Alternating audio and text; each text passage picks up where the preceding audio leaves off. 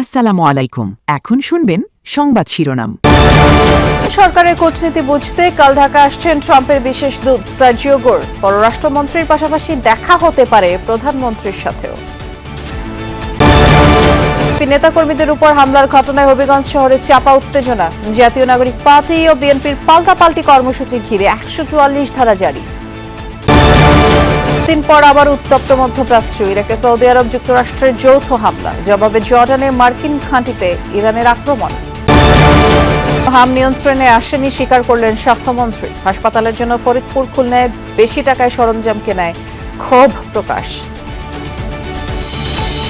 এতক্ষণ শুনছিলেন সংবাদ শিরোনাম, এখন শুনবেন বিস্তারিত। সরকারের কূটনীতি বুঝতে বৃহস্পতিবার ঢাকা আসছেন মার্কিন প্রেসিডেন্টের বিশেষ দূত সার্জিও গোর। সময় চীনের সাথে সম্পর্কের গভীরতা যাচাই করতে পারেন প্রভাবশালী এই মার্কিন নীতি নির্ধারক। পাশাপাশি ওয়াশিংটনের সাথে সই হওয়া বাণিজ্য চুক্তি বাস্তবায়নে ঢাকার মনোভাবও খতিয়ে দেখবেন তিনি। বিশ্লেষকরা বলছেন, কোনো ইস্যুতে যুক্তরাষ্ট্রের অস্বস্তি থাকলে বাংলাদেশ যে ওয়াশিংটনের স্বার্থের সাথে সাংঘর্ষিক কিছু করছে না, সেটি স্পষ্ট করা জরুরি। সার্জিও গোর জানুয়ারি থেকে ভারতে যুক্তরাষ্ট্রের রাষ্ট্রদূত, উজবেকিস্তানে জন্ম নেয়া ট্রাম্পের এই বিশ্বস্ত সহচর। তারও আগে গত বছরের আগস্ট থেকে ডোনাল্ড ট্রাম্পের হয়ে দক্ষিণ ও মধ্য এশিয়ার দেশগুলো দেখভাল করছিলেন তিনি। দিল্লি আসার আগে ছিলেন হোয়াইট হাউসের অন্যতম প্রভাবশালী পরিচালক। ম্যানিলায় সদ্য শেষ হওয়া আসিয়ান রিজিওনাল ফোরামেও বাংলাদেশের পররাষ্ট্রমন্ত্রী সহ এই অঞ্চলের শীর্ষ নেতাদের সাথে দেখা হয়েছে তার। সেখান থেকে দিল্লি হয়ে ঢাকা আসছেন তিনি। সূচি অনুযায়ী বৃহস্পতিবারই পররাষ্ট্রমন্ত্রী ডক্টর খলিলুর রহমানের সাথে বৈঠক করবেন সার্জিও গোর। একই দিন সাক্ষাৎ হতে পারে প্রধানমন্ত্রী তারেক রহমানের সাথেও। ফেব্রুয়ারিতে সরকার গঠনের পর মালয়েশিয়া হয়ে চীন সফর করেছেন প্রধানমন্ত্রী তারেক রহমান। চীনের পাশাপাশি তুরস্কের সাথেও বাণিজ্যিক ঘনিষ্ঠতা দৃশ্যমান।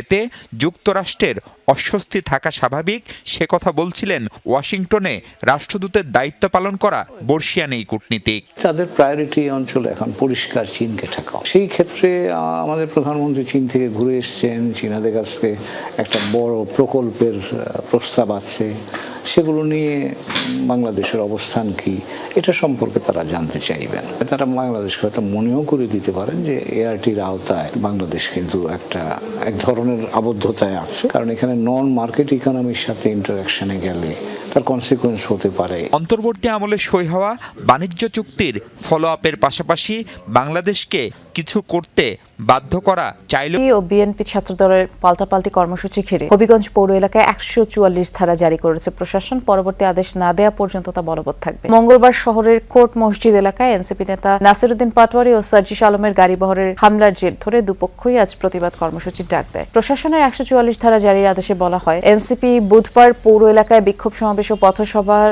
আহ্বান করে। অপরদিকে সদর পৌর বিএনপি ও জেলা ছাত্রদল একই সময় একই স্থানে পাল্টা প্রতিবাদ সমাবেশ অবস্থান কর্মসূচি ঘোষণা করে। কর্মসূচি ঘিরে দুপক্ষের মধ্যে উত্তেজনা বিরাজমান রয়েছে এবং সংঘর্ষ এড়াতে ১৪৪ ধারা জারি করা হয়েছে। মঙ্গলবার জুলাই সমাবেশ পদযাত্রা কর্মসূচি শেষে সার্কিট হাউসে ফেরার পথে হামলার শিকার হন এনসিপি নেতাকর্মীরা। তাদের অভিযোগ, ছাত্রদলের নেতাকর্মীরা হামলা চালায়। তবে অভিযোগ অস্বীকার করে ছাত্রদল নেতারা বলেন, উস্কানিমূলক বক্তব্য দিয়ে অস্থিতিশীল পরিবেশ সৃষ্টির দায় ছাত্রদল নেবে না। কালকের কনসিকুয়েন্স হিসেবে আজকের যে প্রোগ্রাম, এটা নিয়ে আমরা ইয়েতে আছি, বাট আমাদের কাছে অভিযোগ আজকে দিবে বলছে যে অভিযোগ আসলে আমরা তো তার পরবর্তীতে আলাপ আলোচনা করে যেটা করা যায় সেটাই জারি করা হয়েছে। আর দুই দলই তো কর্মসূচি দিয়েছিল, সেটি নিয়ে দুই দলের নেতারা কিছু বলেছে কিনা। আসলে হবিগঞ্জ শহরের যে সার্বিক অবস্থা সেটা যদি আমি বলি, আমার পিছনে দেখতে পাচ্ছেন যে যান চলাচল এখন পর্যন্ত স্বাভাবিক রয়েছে এবং খুব যে অস্বস্তি সেটা আসলে এখন পর্যন্ত শুরু হয়নি, যেহেতু বিকেল ৩টায় কর্মসূচি ছিল এনসিপির এবং একই সময়ে ছাত্র দলের একটি কর্মসূচি রয়েছে। একই সাথে উপজেলা বিএনপি এবং সদর বিএনপি তাদের কর্মসূচি রয়েছিল। এর প্রেক্ষিতে মূলত ১৪৪ ধারা জারি করা হয়েছে। কিছুক্ষণ আগ থেকে ঘন্টাখানেক থেকে হবিগঞ্জ জেলার বিভিন্ন পয়েন্টে পুলিশ মোতায়েন করা হয়েছে। পুলিশরা এরই মধ্যে অবস্থান নিয়েছেন এবং আমরা এখন পর্যন্ত যতটুকু জানতে পেরেছি, এনসিপি নেতৃবৃন্দ আমাদেরকে যেমন জানিয়েছেন তাদের যে কর্মসূচি প্রস্তুতি সেটি তারা নিয়ে রেখেছেন এবং কেন্দ্রীয় নেতৃবৃন্দ যদি হবিগঞ্জ এসে পৌঁছান তাহলে তারা তাদের কর্মসূচিটি পালন করবে। অপরদিকে ছাত্রদল সভাপতি আমাদেরকে যেমন জানিয়েছেন যে তারা যেহেতু প্রশাসন ১৪৪ ধারা জারি করেছে, এই কারণে তারা আপাতত কোনো কর্মসূচি পালন করছেন না, কিন্তু যদি হবিগঞ্জে অন্য কোনো সংগঠন। দিনের বিরতির পর পাল্টা হামলায় আবার উত্তপ্ত হয়ে উঠেছে মধ্যপ্রাচ্য। ইরাকে ইরান সমর্থিত গোষ্ঠীর উপর হামলা চালিয়েছে সৌদি আরব যুক্তরাষ্ট্র, কমপক্ষে 10 জনের প্রাণ গেছে। এদিকে জর্ডানের মুওয়াফফাক সালতি মার্কিন বিমান ঘাঁটিতে অন্তত 6টি ক্ষেপণাস্ত্র ছুড়েছে ইরান, যা সফলভাবে প্রতিহতের দাবি করেছে সেন্ট্রাল কমান্ড। কয়েকদিন শান্ত থাকার পর আবারও অস্থিরতা মধ্যপ্রাচ্যে। মঙ্গলবার যুক্তরাষ্ট্র সৌদি আরবের আচমকা হামলায় প্রকম্পিত হয় ইরাকি ভূখণ্ড। ইরান সমর্থিত মিলিশিয়া গোষ্ঠী পপুলার মোবিলাইজেশন ফোর্সের একাধিক ঘাঁটি টার্গেট করে যৌথ বাহিনী। ধ্বংস করা হয় পিএমএফ এর লজিস্টিক্স ও অস্ত্রের গুদাম। ক্ষতিগ্রস্ত কয়েকটি ঘাঁটি। নিবেনা শহরেও হয়েছে হতাহতের ঘটনা।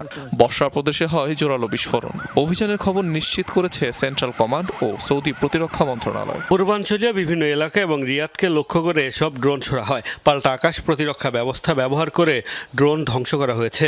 ইরাকের ভূখণ্ড ব্যবহার করে ইরান সমর্থন পুষ্ট সশস্ত্র গোষ্ঠীগুলো এসব হামলা চালিয়েছিল। এদিকে জর্ডানের মুওয়াফফাক আল সালতি মার্কিন বিমান ঘাঁটিতে হামলার দাবি করেছে ইরানের রেভলিউশনারি গার্ড আইআরজিসি। টার্গেট করা হয় বিভিন্ন স্থাপনা ও কমান্ড সেন্টার। ছোড়া হয় 6টি ব্যালিস্টিক ক্ষেপণাস্ত্র। হামলায় ক্ষয়ক্ষতির কোনো তথ্য পাওয়া যায়নি, তবে 5টি মিসাইল ভূপাতিতের দাবি করে মার্কিন সামরিক বাহিনী।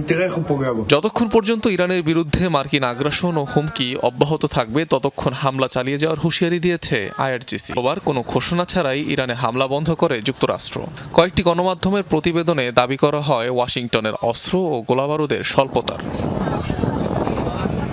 অনিক রহমান। এদিকে জর্ডানের মুওয়াফফাক আল সালতি মার্কিন বিমান ঘাঁটিতে হামলার দাবি করেছে ইরানের রেভলিউশনারি গার্ড আইআরজিসি। টার্গেট করা হয় বিভিন্ন স্থাপনা ও কমান্ড সেন্টার। ছোড়া হয় 6টি ব্যালিস্টিক ক্ষেপণাস্ত্র।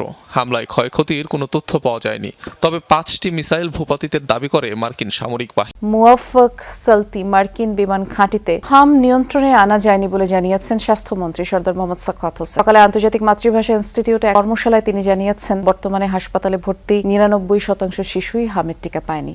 দ্রুতই আরও 1 লাখ শিশুকে হামের টিকা দেওয়া হবে। স্বাস্থ্যমন্ত্রী বলেন, স্বাস্থ্যসেবাকে সহজলভ্য করতে সরকার কাজ করছে, কিন্তু সততা না থাকলে সম্ভব নয় তা। ফরিদপুর ও খুলনায় বেশি টাকায় অপরিকল্পিতভাবে যন্ত্র কেনা হয়েছে বলেও জানান সরদার সাখাওয়াত হোসেন। মন্ত্রী বলেন, 8 বিভাগীয় শহরে ক্যান্সার হাসপাতাল হবে। দ্রুত উদ্বোধন হবে 5 বিভাগীয় শহরে শিশু হাসপাতাল। 1000 বেডের 18টি হাসপাতাল করা হবে। স্বাস্থ্য খাতে যে বাজেট দেওয়া হচ্ছে তা দিয়ে সর্বোচ্চ সেবা নিশ্চিত করা সম্ভব উল্লেখ করে স্বাস্থ্যমন্ত্রী কর্মকর্তাদের নির্দেশ দিয়ে বলে, কেউ যেন চিকিৎসা ছাড়া মারা না যায়। বাট এখনো কিন্তু আমরা বিজনেসটাকে 100% কন্ট্রোলে আনতে পারি না। অনেকে আছে গবেষণা করার কথা বলে, গবেষণা তো দরকার। হামের নতুন কোনো ট্রিটমেন্ট প্রোটোকল ওয়ার্ল্ডে নাই। একটা হলো মানুষের পুষ্টি থাকতে হবে যাতে নিউমোনিয়াটা না হয় বাচ্চাদের, আর একটা ভ্যাকসিন দিতে হবে। আজকে আমরা দেখতে গেলাম অনেকগুলি হসপিটালে, দেখা গেল এখন হামে যারা এফেক্টেড আসতেছে 99% আনভ্যাকসিনেটেড। জাতীয় চক্ষু বিজ্ঞান ইনস্টিটিউট ও হাসপাতালে চিকিৎসা নিতে আসা রোগী দুর্ভোগ চরমে। আগেভাগে বহির্বিভাগের টিকিট পাওয়ার আশায় রাতেই হাসপাতালের সামনের ফুটপাতে অবস্থান নেন রোগীরা। ভোর হতেই শুরু হয় হাসপাতালে প্রবেশের তুমুল হুড়োহুড়ি।